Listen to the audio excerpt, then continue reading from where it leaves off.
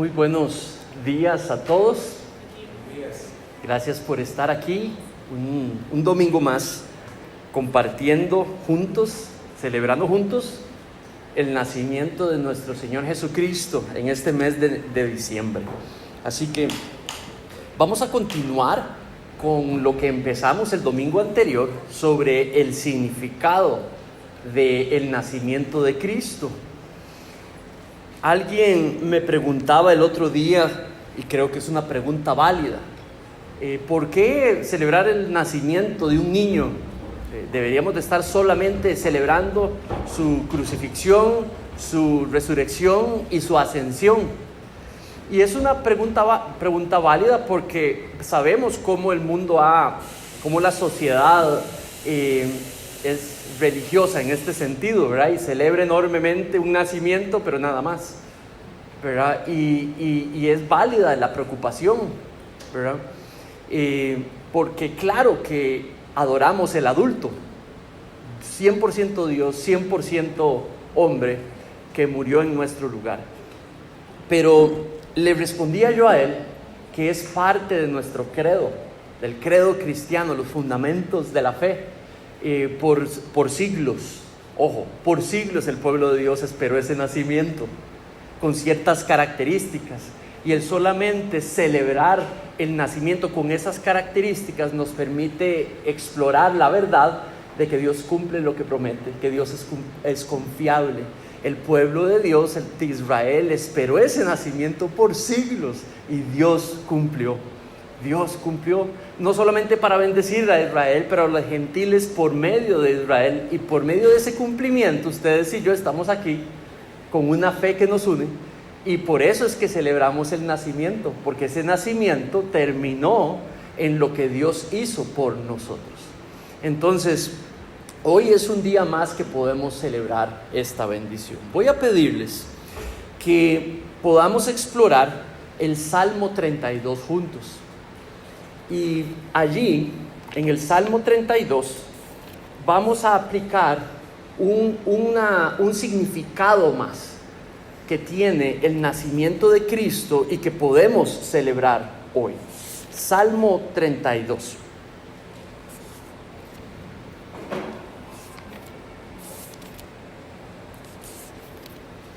Y leo para ustedes desde la Nueva Versión de las Américas. Y dice así: cuán bienaventurado es aquel cuya transgresión es perdonada, cuyo pecado es cubierto. Cuán bienaventurado es el hombre a quien el Señor no culpa de iniquidad y en cuyo espíritu no hay engaño. Mientras callé mi pecado, mi cuerpo se consumía con mi gemir durante todo el día. Porque día y noche tu mano pesaba sobre mí. Mi vitalidad se desvanecía con el calor del verano. Te manifesté mi pecado y no encubrí mi iniquidad. Dije, confesaré mis transgresiones al Señor, y tú, Padre, perdonaste la culpa de mi pecado. Por eso, que todo santo ore a ti en el tiempo en que puedas ser hallado. Ciertamente en la inundación de muchas aguas no llegarán estas a él. Tú eres mi escondedero, de la angustia me preservarás, con cánticos de liberación me rodearás. Versículo 8: yo te haré saber y te enseñaré el camino en que debes andar. Te aconsejaré con mis ojos puestos en ti. No seas hombre como el caballo o como el mulo, que no tienen entendimiento, cuyos arreos incluyen brida y freno para sujetarlos, porque si no, no se acercan a ti. Muchos son los dolores del impío, pero el que confía en el Señor, la misericordia le rodeará. Alégrense en el Señor y regocíjense justos. Den voces de júbilo todos ustedes, los rectos de corazón. Esta es la palabra de Dios revelada por medio de David. Y vamos a orar y pedirle al Señor nos acompañe en estos momentos. Padre, venimos a ti a pedir tu guía para entender lo que estás diciendo en el texto, para poder entender tu intención por medio de lo que estás diciendo y para saber cómo quieres transformarnos en esta mañana producto de ello. Guíame, guíales y permítenos, Señor, ser sorprendidos, Padre, por tu verdad allí escrita en tu palabra. En el nombre de tu Hijo Jesús pedimos esto. Amén. El domingo anterior, cuando empecé la serie, les compartí que el nacimiento de Cristo significa vida y significa luz, basado en Juan, en su capítulo 1, en los primeros 13 versículos. Esa sección es el resumen teológico, es la teología de todo el libro. Allí él da lo principal de todo el libro, se llama el prólogo. Y básicamente lo que dice es que la palabra poderosa, activa de Dios, la que lo creó todo en el principio, esa palabra, Dios en persona, vino y expendió, gastó, entregó su vida por amor a nosotros. ¿Y qué sucede? Que ese acto se volvió luz para los hombres, luz de salvación, luz de redención. Que todo aquel que crea en ese acto, en esa obra, en lugar de sus propios pecados, en lugar de la persona, tiene vida eterna, goza de vida eterna, de un perdón para siempre completo, incambiable, un perdón completo. Adopción como hijos e hijas de Dios, la venida del Espíritu Santo para que pueda tener una relación íntima con Dios su Padre, seguridad de oración, seguridad de salvación, seguridad de perdón, vivir en una vida íntima, una relación íntima con Dios, gozar de la vida eterna en la presencia de Dios. Cuido, protección, pastoreo, cuido, seguridad. Y ese precioso mensaje está en la Escritura y eso se vuelve luz para los hombres. Los hombres lo aceptamos o los hombres rechazamos ese mensaje y eso es lo que reparte la humanidad entre estos dos grupos. La Navidad, que representa todo diciembre, o la Navidad que se centra en culturalmente y bíblicamente, se centra en el disfrute y la celebración del nacimiento de Cristo, también significa gozo. También significa gozo. Quiero introducir este tiempo juntos con lo siguiente.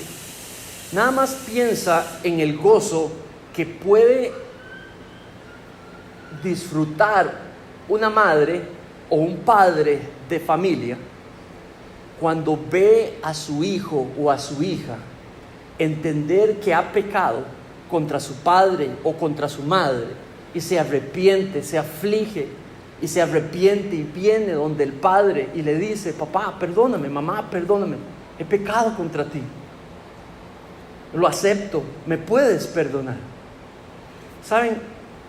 Indistintamente que hayas experimentado ser padre o madre, si eres hijo e hija, y puedes saber que cuando un hijo entra en el camino de practicar pecado que sabe que ha sido contado a él y explicado a él, que no es para su bien, que no honra a Dios, que no honra al Padre, que lo puede llevar es a un mundo muy difícil y muy malo, y lo separa de esa comunión con el Padre, y ese hijo entiende lo que ha hecho y repara. Lo que sucede con el corazón del padre es que entiende de que está volviendo al camino donde va a poder obtener lo mejor del padre para él, o de la madre para él, o de Dios para él o para ella. O sea, son muy buenas noticias. En los evangelios tenemos la historia del hijo pródigo, ¿se acuerdan? Esto quiere representar una verdad teológica a aquellos que leían el texto, pero en resumen la historia es que todo lo hecho malo por ese hijo Todos los años de desperdicio, desobediencia, deshonor, quiebra de los mandatos del Padre, vergüenza, le trajo vergüenza a la casa del Padre. Todo eso en el momento que llegó arrepentido, confesante, humilde, y le dijo: aquí estoy, papá. Contra ti he pecado, papá. Y el Padre no tiene nada más que decir, excepto celebrar y gozarse de que el perdido ha sido recuperado, de que el que se había extraviado ha vuelto a la casa del Padre.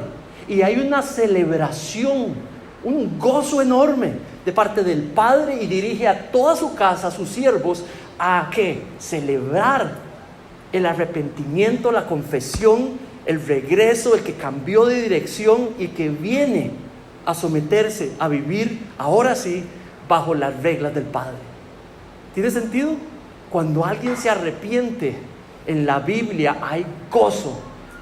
Saben, los ángeles, ahora cantamos, los pastores, ¿qué les dijeron los ángeles a los pastores? Les traemos noticias de gran gozo para todo el mundo. Y estos, cuando fueron dirigidos a ir a ver al niño y lo comprobaron, dicen que salieron brincando y cantando, celebrando que era cierto.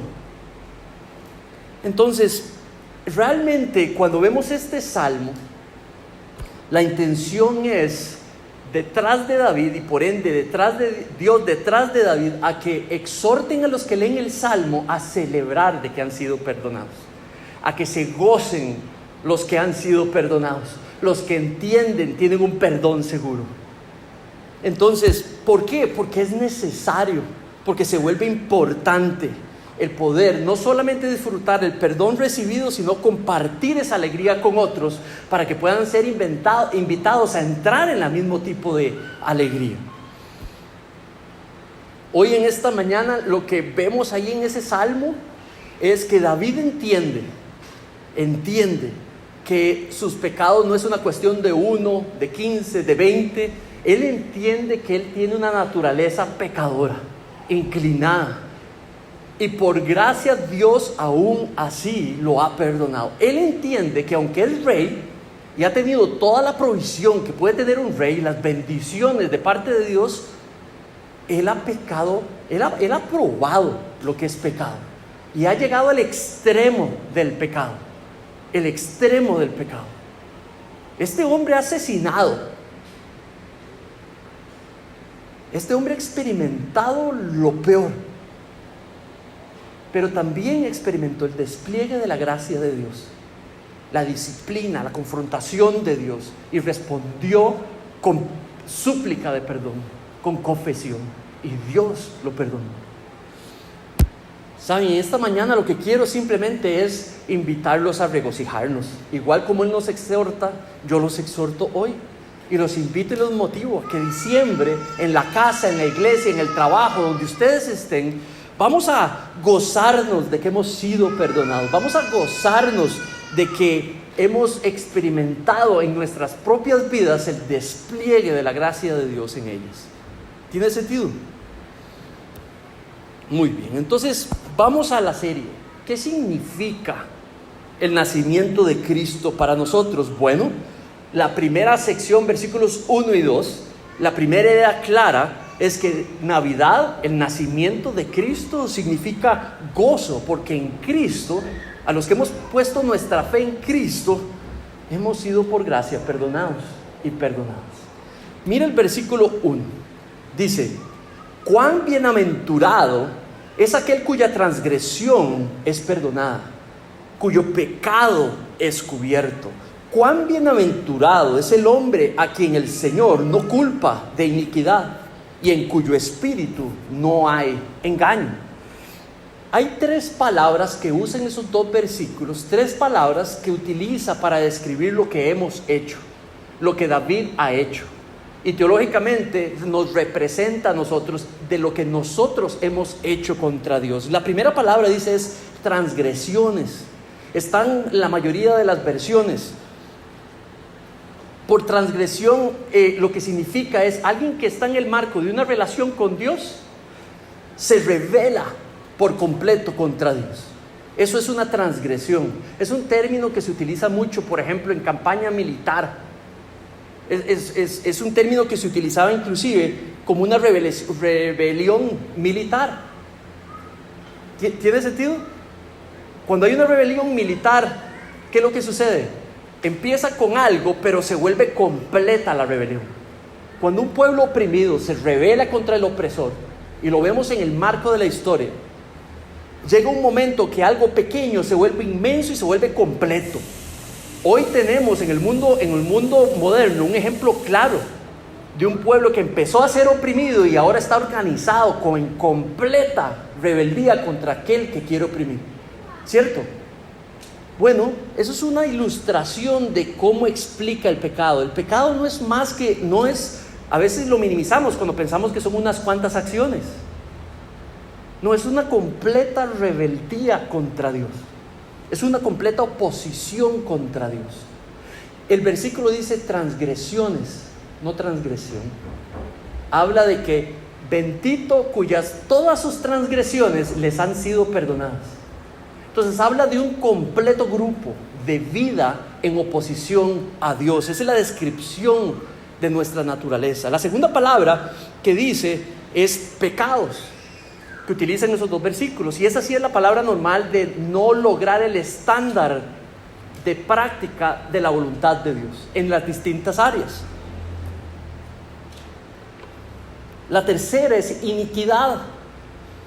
Esto habla de una naturaleza, de una por llamarlo así, una corrupción arraigada en el ser. No estamos hablando, estas tres palabras no describen algo que, lo hice. Ay, no pensé bien, no se me ocurrió, perdón. Ay, me equivoqué, me disculpa. No está hablando de ese tipo de acciones. Está hablando de algo que se sabe y se hace a pesar de que se sabe. Es algo que se desea hacer. Está hablando de las cosas que se desean hacer a pesar de que uno sabe que no las debería de hacer.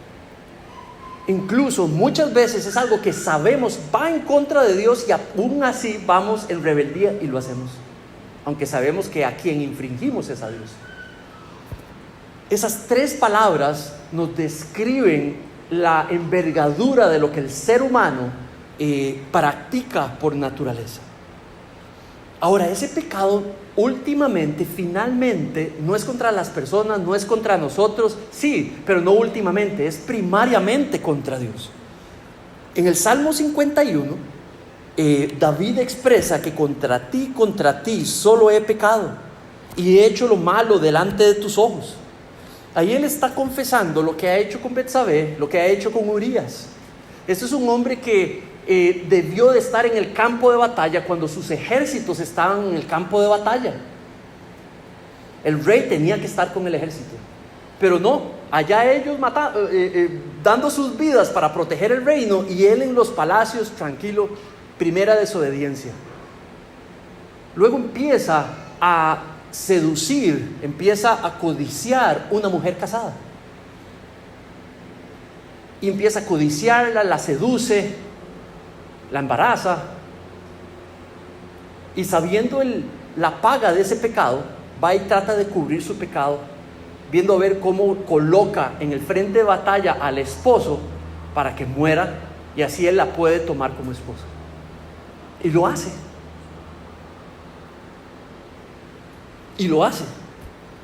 Y ahí claramente vemos la envergadura de la persona que está hablando, que ha probado el pecado, la maldad en su corazón. David en otros textos dice que esa maldad está desde que estaba en el vientre de su madre, y que eso es lo que describe a un pecador, no una persona que es buena pero a veces se equivoca y hace cosillas malas, pero alguien súper malo que a veces hace algunas cosillas buenas. Y esa es la verdadera interpretación de cómo él ve a un pecador. El pecado últimamente es contra Dios. Eso que hizo David contra la mujer, contra el esposo, contra el pueblo, últimamente fue contra Dios personalmente. Y así es como se describe normalmente nuestro pecado: una afrenta contra Dios. Vean lo que dice un autor, Alexander McLaren, dice: uno no ha llegado a entender el fondo de la oscuridad de un pecado hasta que uno no lo vea como una clara y completa rebelión contra Dios mismo. Contra Dios mismo. ¿Sabe? Si hay algo cuando uno ve un esposo o una esposa que peca contra su esposo o contra su esposa, y antes de ir a pedirle perdón a él o a ella en humildad, primero se arrodilla y le pide perdón a Dios primero, y luego va y le pide perdón a la persona, está haciendo el orden correcto. Porque primariamente es contra Dios, contra quien pecamos, quien fue el que dio su palabra y la revelación de lo que es voluntad de uno. Los dos pasos son necesarios, pero empieza por el primero. 3 palabras también para describir lo que Dios hace con ese pecado. Mira ahí en los versículos, dice perdona. Dice perdona. Habla de un perdón completo. La palabra perdón está hablando de quitar, de levantar. Ese es el significado de perdonar. Levanta, quita. Ahora la pregunta, ¿qué es lo que quita? Quita el pecado. Perdonar es quitar el pecado. Dios está viendo el pecado de una persona. Perdonarlo quiere decir de que Él quita de frente de sus ojos, de su mirada, el pecado, ya no lo ve. Y donde lo quita, también lo que hace es quitar la culpa. Porque si Dios ya no lo ve, esa persona no tiene por qué sentir culpa. Si quita el pecado de enfrente de él, de Dios, ya no tiene por qué sentir vergüenza, porque Dios ya no lo ve, no se lo toma por cuenta. ¿Tiene sentido? Ese es el significado de perdonar. Isaías 43:25, mira cómo describe, cómo lo ve Dios. Yo soy el que borro. Isaías 43:25, yo soy el que borro tus transgresiones por amor a mí mismo, y no recordaré más tus pecados. Habla de no recordarlos, porque ya no están enfrente de Él, ¿sí?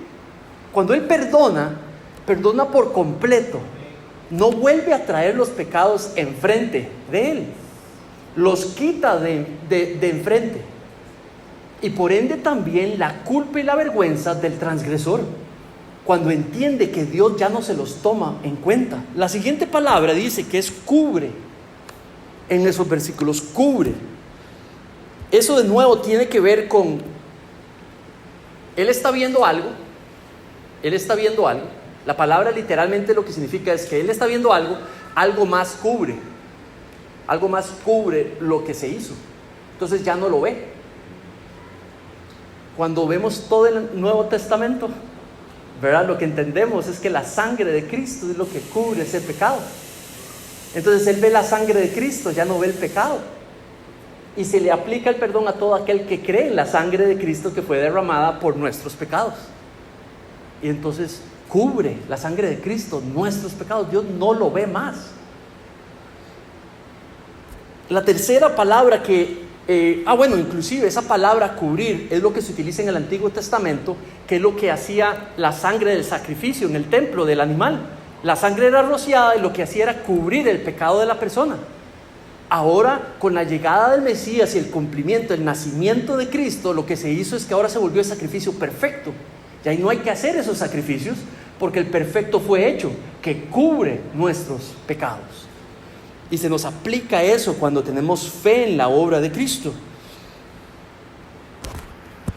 La tercera dice que no culpa. Entonces la primera, perdona, cubre, no culpa. Eso quiere decir que ya no nos imputa la culpa por haber pecado. Dice que ahora, porque Cristo murió, nos imputa la justicia de Cristo sobre nosotros. Y ya no tenemos que pagar ni sentirnos culpables por nuestros pecados. Romanos 4:7-8 dice: bienaventurado aquellos cuyas iniquidades han sido perdonadas y cuyos pecados han sido cubiertas. Bienaventurado el hombre cuyo pecado el Señor no le toma en cuenta.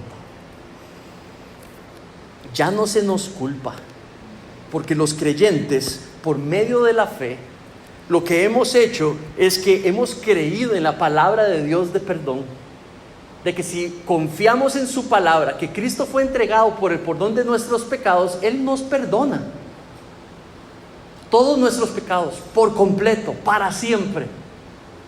Entonces, producto de eso, los creyentes tenemos seguridad de perdón. Recibimos la gracia salvífica en algún momento de nuestras vidas, y de ahí en adelante, cuando seguimos quebrando el estándar de Dios, la humildad debe de guiar a confesar y arrepentirse y confiar. Ese es el orden. Y Dios, que es justo, porque ve la cruz, ve la sangre rociada, que hemos puesto nuestra fe en nosotros, y aplica el beneficio de ese sacrificio sobre nosotros y nos perdona por completo. Bienaventurado el pecador cuyas faltas, cuyos pecados les fueron perdonados por completo, y se ha arrepentido y lo ha confesado.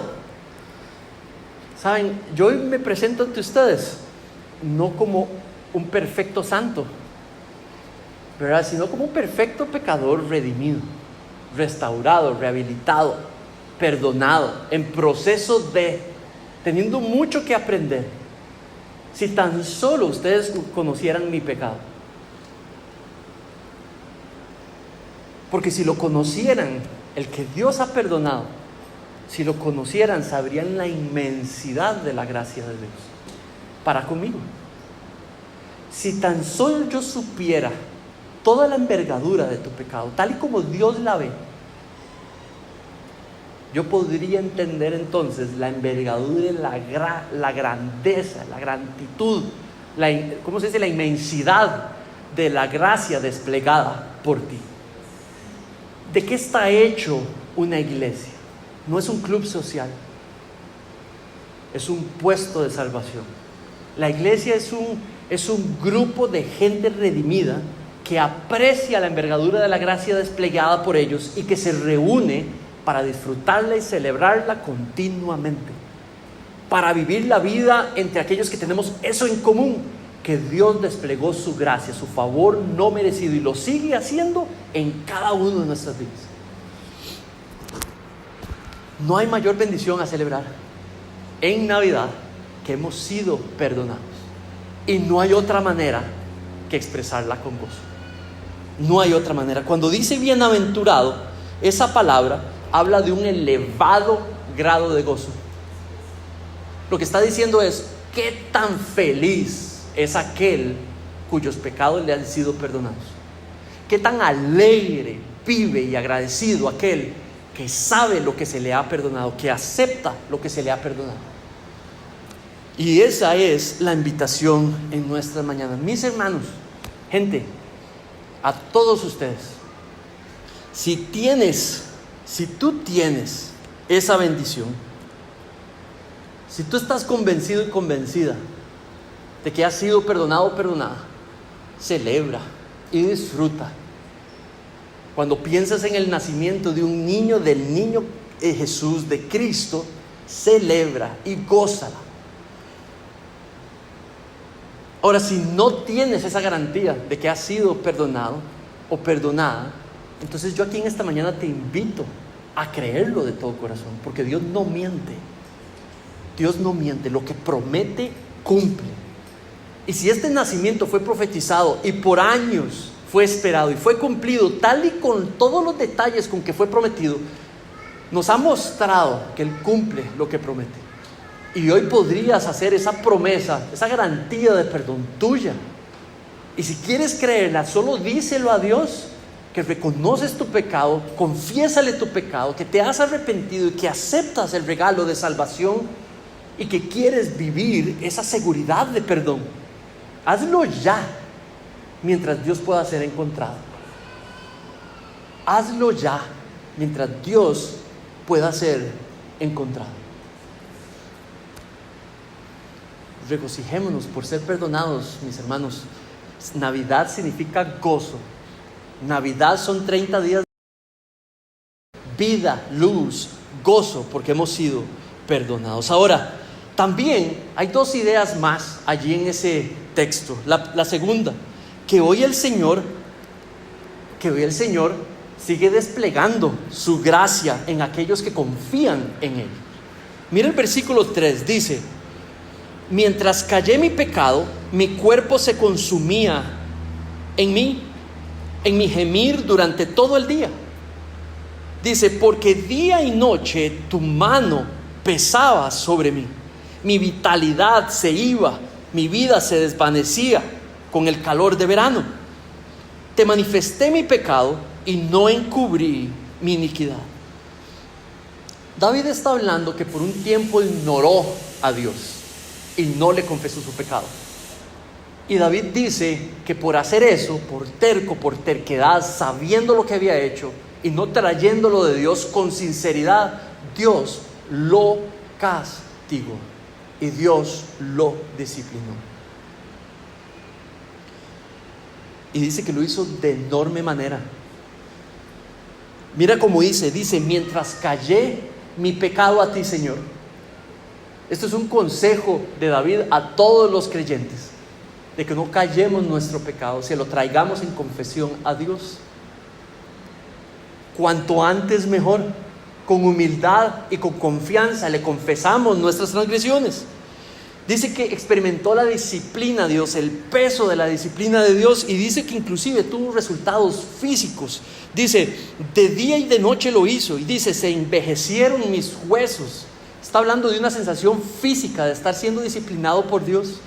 Algunos piensan que está hablando de depresión, de una profunda depresión que tuvo no solamente espiritual, pero también física, y que tuvo consecuencia física. Dice que también tuvo consecuencia emocional, porque dice, gemía todo el día. Este gemir es la expresión de saber lo que está pasando en su corazón, lo que ha hecho, lo que implica para con su relación con Dios. Gime de dolor.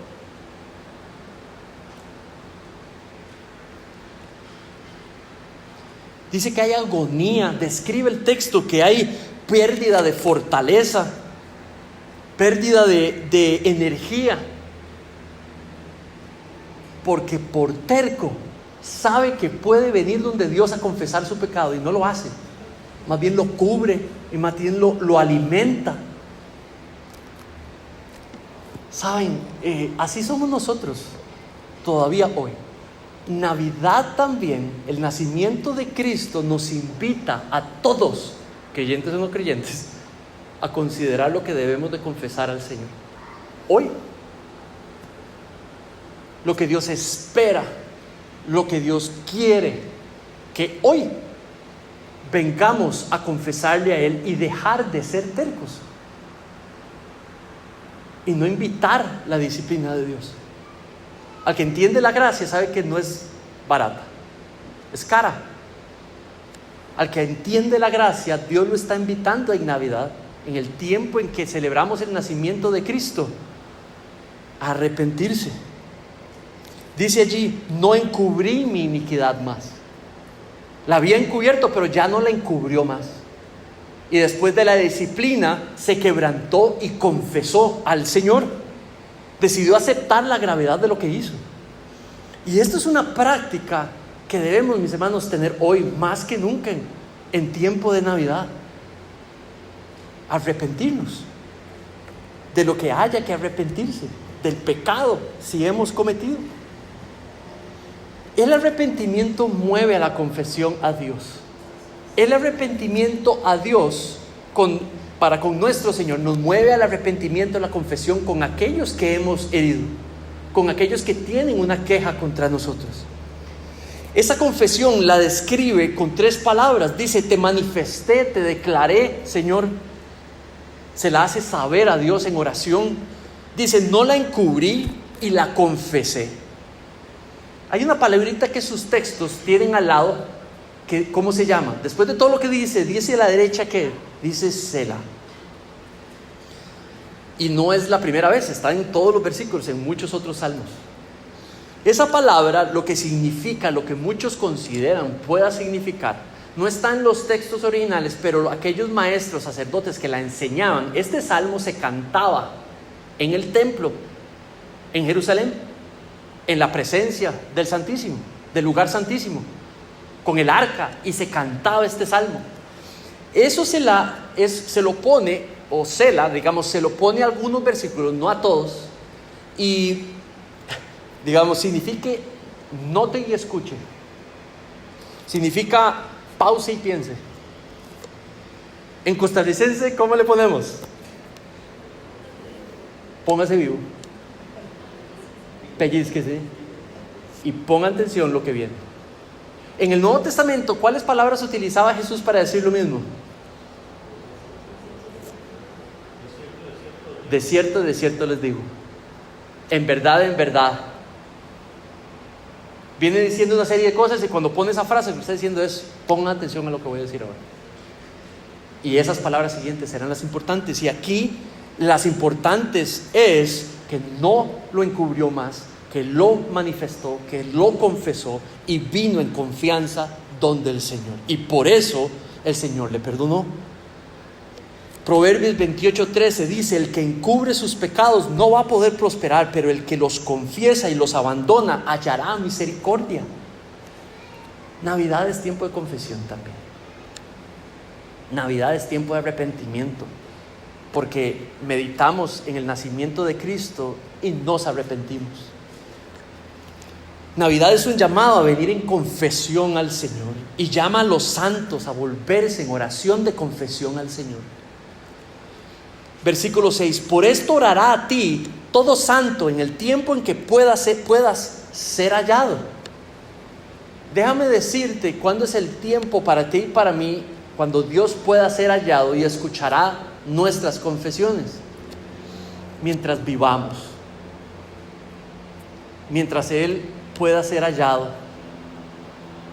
Pero llega un tiempo en que ya no más. Y tenemos un ejemplo en la vida de alguien que vino y le dijo: pero ahora sí. Y le dijo: ya no más. Tenías todo el Antiguo Testamento y ya no más. Y fue una parábola, digamos, ficticia o posiblemente cierta o basada en algo cierto, pero para dar a entender un principio. Hay un tiempo. Confiese sus transgresiones el que tenga oído para escuchar. El que no tiene oído para escuchar, no lo haga. Quédese en su propio estado. Es la advertencia de Cristo. Pero el que tiene oído para escuchar, este es el tiempo. Y hay un tiempo en el que ya no habrá más posibilidad. ¿Sabe? Dios quiere que todos podamos gozarnos en este perdón seguro y completo. Y esto es lo que celebramos. Este es un llamado de refugio en el Señor. Cuando pecamos, cosas difíciles suceden. Y aunque cosas difíciles suceden, cuando hay humildad, arrepentimiento y confesión, podemos venir donde el Señor. Esta acción de humildad, arrepentimiento, confesión y recepción de perdón, dice que se hacen viniendo del Señor, y Él se describe como un lugar de refugio. En el estudio bíblico del jueves estudiamos esto en pasajes del Nuevo Testamento: gozo como significado de la Navidad, pero en el Nuevo Testamento en otros pasajes. Y sabemos que el pecado tiene consecuencias. Y aunque pecamos, hay consecuencias y hay que pagarlas. No hay como una envergadura de pecados, pero sí hay pecados que tienen mayores y menores consecuencias entre nosotros aquí en la tierra. Y aunque estuviéramos enfrentando esas consecuencias, dice que podemos venir y recibir protección y refugio y cuidado del Padre si nos arrepentimos y si confesamos. Mira el versículo 7: tú eres mi escondedero, dice David. De la angustia me vas a preservar. Con cánticos de liberación me vas a rodear. De nuevo vuelve a la misma palabra: note y escuche, Selah. Note y escuche que en el marco de esa confesión Dios nos perdona. Y aunque hubiera momentos difíciles que afrontar por esa confesión a Dios o a otros, Dios es nuestro protector y Él nos cuida para enfrentar lo que deba de ser enfrentado.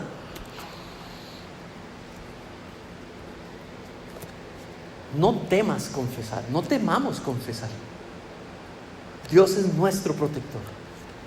La tercera idea es, creo, lo que produce todo lo que hemos estudiado hasta ahora del texto. ¿Qué es lo que produce en David? ¿Y qué es lo que David le enseña a los que están leyendo debe de producir?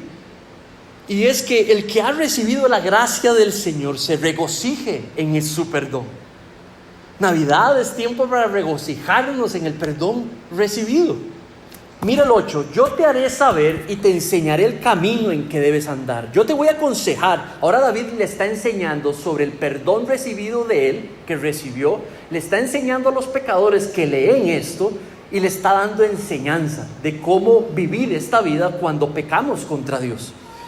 Y dice, te aconsejaré con mis ojos puestos en ti. No seas como el caballo, el mulo, que no tiene entendimiento, cuyos arreos incluyen brida y freno para sujetarlos, porque si no, no se acercan a ti. ¿Sabe? El perdonado, según David, está enseñando que el perdonado, el Señor le ha prometido cuidado. El Señor le ha prometido consejo para poder vivir. Dice, te haré saber y te enseñaré el camino en que debes andar. Dios no nos deja solos en nuestra naturaleza. Dios nos provee su revelación de cómo vivir, y por medio de ella, los mandatos en la Biblia son para cuidarnos y guiarnos. Lo mejor de Dios para nosotros está en la obediencia de esas guías, que no están puestas como sugerencia, pero como mandato. Y si confiamos en esas guías, obtenemos lo mejor de Dios para nosotros. 3 provisiones describen ese cuidado de Dios. Dice, instrucción. Usa la palabra, te daré entendimiento. Dice, te daré consejo. No somos dejados a la libre por parte de Dios. ¿Saben? No debemos ignorar a Dios, más bien tomar su consejo, crecer continuamente en el consejo completo de Dios. Este es el consejo completo de Dios.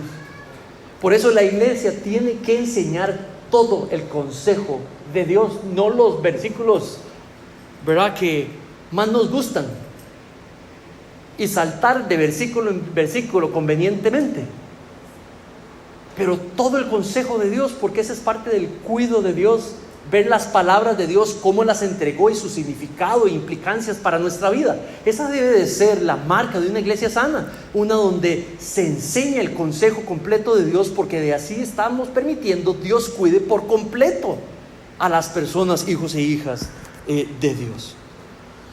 Versículo 10, el que ha recibido la gracia, que celebre. Dice, pero el que confía en el Señor, la misericordia lo rodeará. El que confía en el Señor va a estar ¿cómo se dice? Rodeado de su inmerecida gracia. Ese inexplicable favor de Dios a pesar de ser pecadores. Está hablando de gozarnos en el Señor, de disfrutar, de celebrar esa actitud de Dios para con nosotros los creyentes. Mira el 11, dice, alégrense en el Señor y regocíjense justos. Cuando dice en el Señor, alégrense en el Señor. En el Señor, don Daniel, en algún sermón, cuando estaba enseñando sobre permanecer, ¿verdad?, en la vid, en Cristo, ¿verdad?, podemos dar fruto. Y habló y explicó ese en Cristo. Y fue por Efesios, en algunos pasajes, ¿verdad?, en Filipenses, más bien en Cristo, lo que en Cristo. Esa palabra habla de que hay una serie de cosas que suceden en ciertas circunstancias. En Cristo suceden. Si no está en esas circunstancias, no suceden. Cuando dice aquí en el Señor está hablando de esa misma locación. Los primeros lectores eran israelitas. Los lectores hoy de este texto, si somos creyentes, estamos en el tiempo de la gracia, en el nuevo pacto. Eso quiere decir que porque Cristo desplegó, entregó, dispensó su vida, su sangre por el perdón de nuestros pecados, nosotros debemos de alegrarnos en el marco de esa celebración, que Cristo nació, que Cristo murió y que Cristo ascendió, que Cristo resucitó. Es allí donde nos alegramos, en esos 4 componentes: muerte, resurrección, ascensión, glorificación. Porque si ahora está glorificado después de todo esto, Él está en control sobre nuestras vidas y Él intercede por nosotros. Ahí es donde nos podemos alegrar, en el marco de esa realidad y de esa verdad. Cuando dice, regocíjense los justos, somos justos usted y yo frente a Dios, a pesar de ser pecadores, porque Cristo pagó por nuestros pecados. Si no, no seríamos justos. Esa es la justificación. Es justo que recibamos perdón porque Cristo murió, imputa su justicia sobre nosotros y nuestro pecado es imputado sobre Él y fue pagado en la cruz. Dice, den voces de júbilo todos ustedes, los rectos de corazón. Levante la mano el que tiene un corazón recto siempre.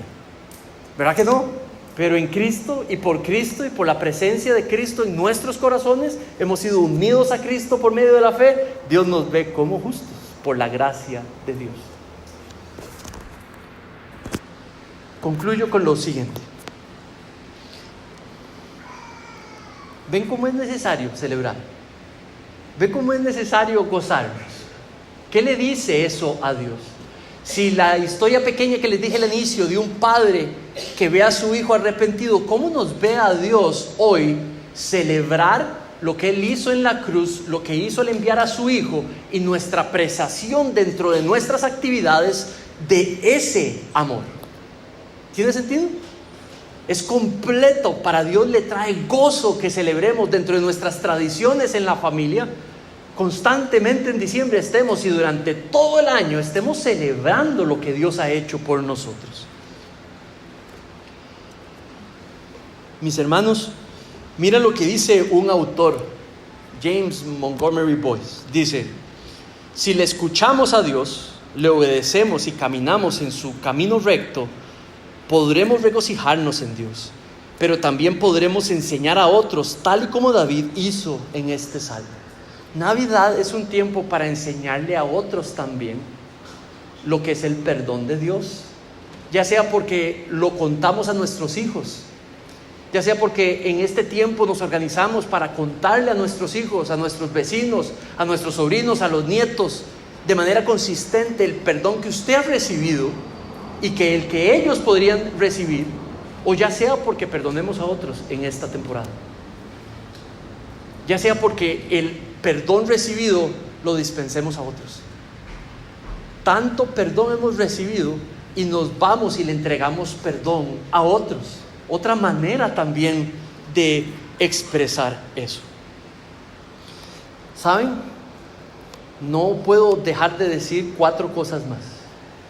Si hemos entendido la gracia de Dios, ese concepto define nuestra manera de perdonar. Si usted entiende verdaderamente lo mucho que se le ha perdonado, eso determina su capacidad, su cantidad de perdón hacia otros, su rapidez de perdón a otros. El entre tanto usted retenga la dispensión de perdón a otros, en el entre tanto usted entiende qué tan rápido fue el perdón para con usted y qué tan grande fue para con usted. Su gracia nos trae sabiduría para actuar mejor. Su gracia nos permite vivir confiados en su cercano cuidado. Lo vimos en el texto. Su gracia está hoy con nosotros para que se la podamos extender a otros. Dios extiende favor a usted sin usted merecerlo.